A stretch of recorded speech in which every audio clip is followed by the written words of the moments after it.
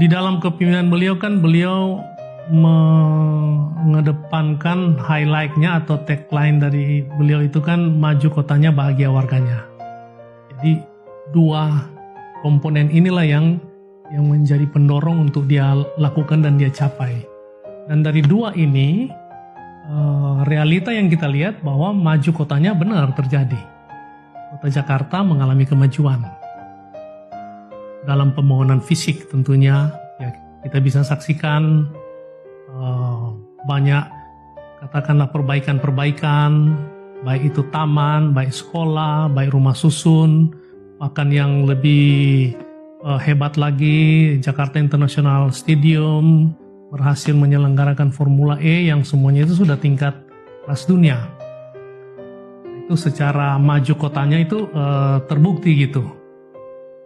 Demikian juga dengan integrasi transportasi yang luar biasa, yang saya kira ketika zaman Pak Anies itulah ini terjadi. Jadi yang saya petik di sini, maju kotanya pembangunan yang dilakukan tidak sekedar bangun-bangun saja, tetapi membangun dengan konsep, membangun dengan gagasan. Dan itu bukan hanya untuk selama dia pemerintahan, tetapi itu akan berdampak kesinambungan ke depan. Nah itu. Nah kemudian dari tagline kedua, bahagia warganya, nah itu juga betul terasa. Jadi dia memperlakukan warga Jakarta ini secara adil, setara. Sehingga dari situlah orang akhirnya merasa ya saya bahagia tinggal di Jakarta. Saya merasa dipedulikan, saya tidak merasa didiskriminasi, dan banyak hal manifestasi dari itu yang beliau lakukan. Misalnya dengan menghadirkan rasa kesetaraan itu,